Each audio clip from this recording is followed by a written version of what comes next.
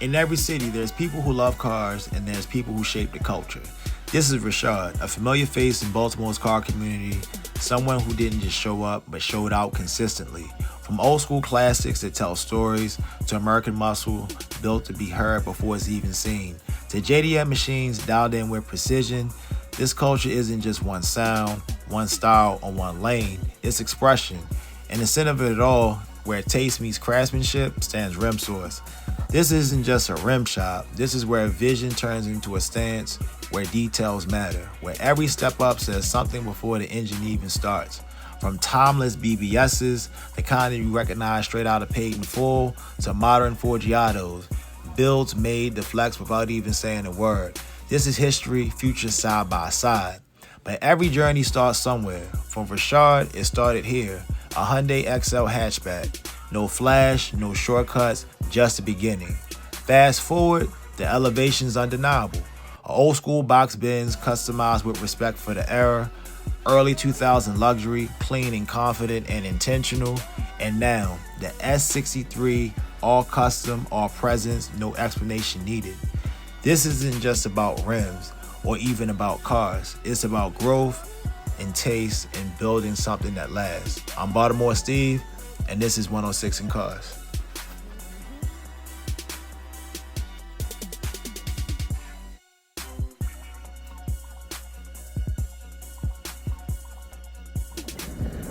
What's up? Welcome to 106 in Cars. I'm sitting in the car, this S-Class AMG. This thing is sick. Rashad from Rim Source.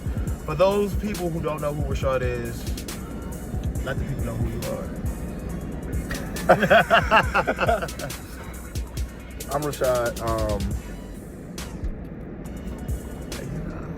I don't know. Like, what's your I mean, like, you can tell people about yourself. I mean, all right.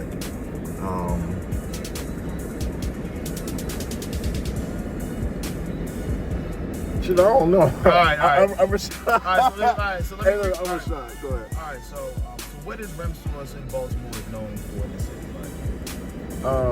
How's it known? I mean, we're known because we've been in business for about 30 years, 32 years to be exact. I've been there about 20 years, and I've worked for Kevin for 26 years. So I think we're known in the city because we literally put rims on everybody's car. So. Okay, so before rims, before business, what was your first car, and how did it shape your love for cars? I've always been into cars. My first car was a Hyundai XL. Okay, that's way back. For those that didn't know, that was like the Hyundai accent, for those who don't know. Way back in the day. I've always been into cars, I always did them. I started working from my first rim shop, which was an auto accessory warehouse, when I was 16 years old. Kind of went through that. Opened my own shop, which was called Auto Rage, when I was 18 years old. That was going actually pretty good. They just kept breaking into it, and back then we just couldn't afford to keep fixing the building over and over. The overhead costs. So I kind of got out the business, but I still was around it. Yeah, I was still around it, still in the streets. Just doing my thing outside. Then I ended up going to a place called CAC, which was Creative Auto Customizing, which was in PG County. I was there for a couple of years. Then when I left there, I went to Wheel Country, which was in Landover. I was the distributor, which sold to all the shops. So okay. we were actually the wholesaler. And from Wheel Country, I went to Audio Profile in Glen Burnie, working with a guy named Mike, which is still real cool with me now. From Wheel Country, I went to J&J Custom Auto World. I used to work at Wheel Deal on Ricerstown Road, where everybody meet up at with the bikes now. Mm-hmm. From Wheel Deal, It was Rim Source. No. I'm sorry. Believe it or not, I was at No Limit. Okay. For a year. And then after No Limit, I went to Rim Source, and I've been here for the last 20 years. So okay, that's where everybody knows me from. Dope. So be honest, what was your first set of rims that made you say, yeah, this is me right here? My first set of rims were some Inkies. I actually bought them from a company called Tire Rack, and that was What kind of car was that on? Honda Accord. Okay. 93 Honda Accord. Tough. I had 18s back then. So, yeah, they were called Kazi Racing Senecas. I was heavy in the import scene back then. Okay. And how did Rim Source Baltimore get started? Well, the owner is Kevin. Everybody knows him too. He actually dropped out of high school in 10th grade to open up Rim Source. He literally looked in a magazine, looked at us, and was like, look, I'm going to drop out of high school, and I'm going to have this rim shop. And we all laughed. And was like, no, our parents are going to kill us. Well, guess what? Fast forward, here we are. We're all working for him, and he owns this megaplex. So. Yeah, because before, I remember back in the day, it used to be a Kia dealership. Mm-hmm. And then y'all didn't took over, because I remember it was a small section of Rim Source, and y'all really expanded, you know what I'm saying, and over the years. So we originally started down the street, which was on right under the bridge, right before North Avenue. Then we moved to the corner of North and Gate Street. We were there for about 15 years. And then once it started getting to where our clientele was a little different, we moved up here, which was about 16 years ago. Okay, and what separates Rim Source from any other rim shop someone can go to in Baltimore or even throughout the DMV? The fact that we have everything in stock now. We can do pretty much anything now. You don't really have to wait. You can come here and get it all done the same day. A lot of places do not offer that, and I think that is the main key with us. We have everything in stock on deck. No back orders? No, ain't no orders. Everything in there is a set. It's not a display. Got you. And what's the biggest mistake people make when choosing rims for their car? Allowing the price to affect what they buy. Because they end up spending the same type of money anyway, because now they're chasing what they didn't get. A lot of people have great ideas, but once they find out what their idea costs, they tend to not get that. Gotcha. And how do you balance style versus drivability, especially in these Baltimore streets? These roads, I had to, plug my tire yesterday. Mm-hmm. So, how do you balance that, the style versus drivability? Just realize you got rims on your car, and you don't need to beat everybody to the next light, because at the end of the day, all the people you passing are catching them right up next to you, but they don't have to buy tires. That is true, and it's even more expensive when you had a rim, because you gotta get a specific tire for that rim. You can't go to a 24-hour tire spot and find that tire. No. So what was the wildest or most memorable build you have done so far?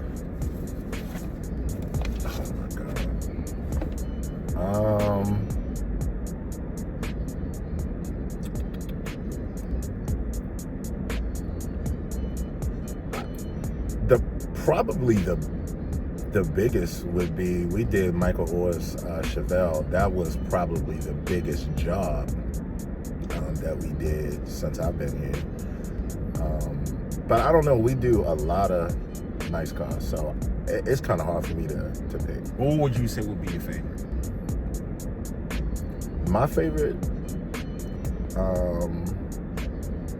probably some of Kevin's cars actually. The Spectre that he has is really nice. I don't know, I've done a couple Lambos that were out of this world, a couple Ferraris too. That's definitely a hard pick. And how would you describe Baltimore car culture compared to other cities? I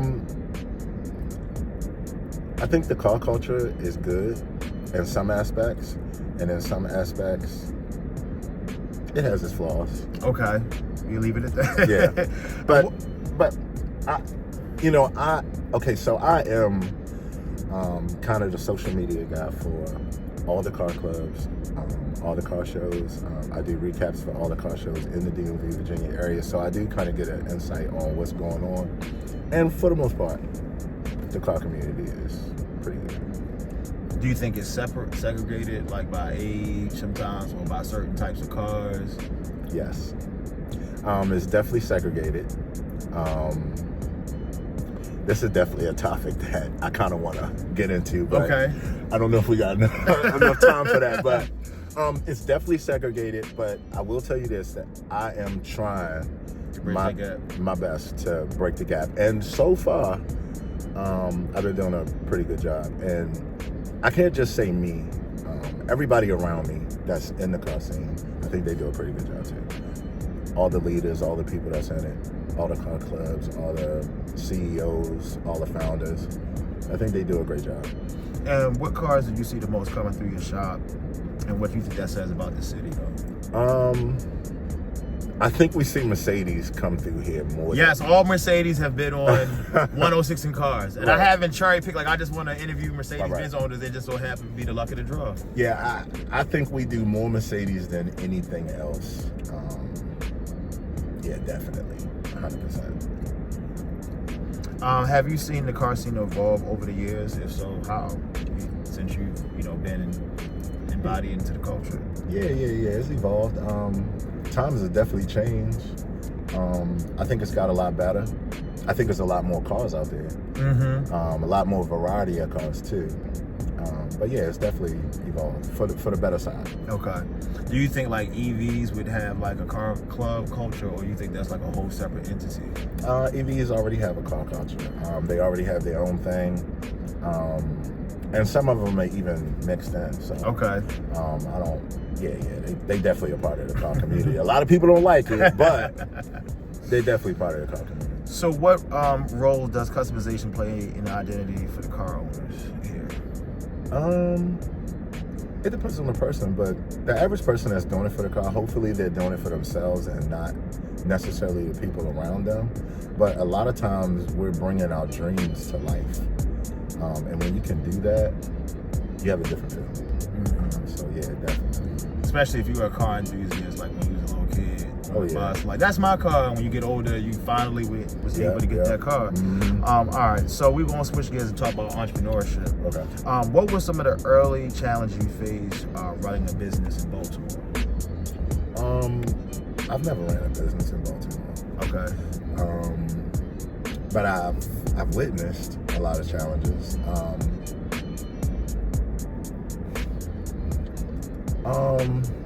People tend to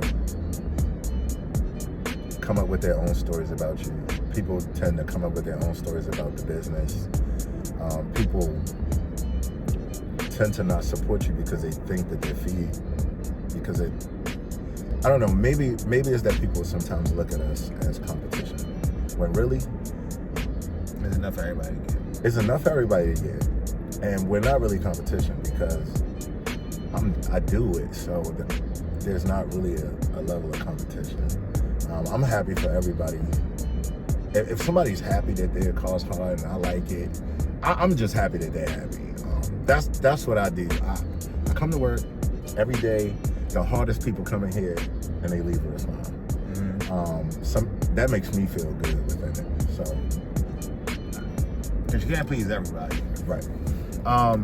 When things get slow or get tough, how do you manage to pull through it? Well, now I don't think we really have to worry about that too much because we're set in stone. So whether we're slow or busy, we're getting it from somewhere, whether it's here or out of state, online, whatever. So I don't know, just I guess offer your services everywhere. Don't just be stuck to your zip code. Gotcha. Because when it's cold here, it's not cold in other zip codes. Right. And money is everywhere. So. All right, so what advice would you give someone who wants to start a car-related business but doesn't even know where to begin? So it could be a repair shop, a used car lot, a detailing business. If they want to get into the business, how would you, what gems would you give to them to try to get in, get their feet wet? Not just the car business, but any business. Before you start it, I think you should know it first. Because once you know it, then your employees can't necessarily dictate or teach you how to run your own business. A lot of people go into business and don't necessarily know what's going on within their own business, and that's why it doesn't work. Because you can't hire people to teach you how to run a business. You only can run that business if you know. It's just like if you're a mechanic and you know how to work on a car, well, you can sell it. But if you don't know how to work on a car, you can't sell it. You can't tell somebody, oh, it's going to take an hour when you really don't know. But if you knew, I think it would be a different conversation. It's just like if you don't go to the club, you can't open up a club. Facts. Like, yeah. Okay, and then as far as personal taste, all right. So if money was no object and you were building a car from scratch right now, what would it be? I was building a car from scratch. It'd probably be a box Chevy. Box Chevy, okay. Yeah, box Chevy. All right, big rims, clean, OEM setup, or what's your personal preference? Oh no, I need rims. Big rims? Yeah, rims, no factories. I don't ride factories. Okay. Snow, winter, any of that. All three of my cars, they run up. I'm not riding factories. And who inspires your taste when it comes to cars, business, and lifestyle? Me. I mean, because everybody likes something different. You know, what I like, the next person might not. So you literally come up with your own thing. You pick it. You know, I like that style, and you kind of go with it. Okay. And what's more important, horsepower or the presence of the car? Some cars not lookers, but they quick. Some cars are lookers and they slow. I think the presence of the car means more than going fast, because 9 times out of 10 you can't really go fast nowhere. But I will say, I need both. Look good and go fast. That's why we in the AMG. Right. Yeah, but if I had to do it, I would make it look good first. Okay. All right, so last part of this. All right. Where do you see Rim Source in the next 3 to 5 years? Right here doing our same old thing. Okay. Are you focused on expansion, legacy, or staying hands-on? Hands-on. Hands-on. Yeah, I mean, I'm hands-on. I do the actual work, so yeah, I would think hands-on. Depends. It depends, I guess. Okay, and how do you want people to remember your brand?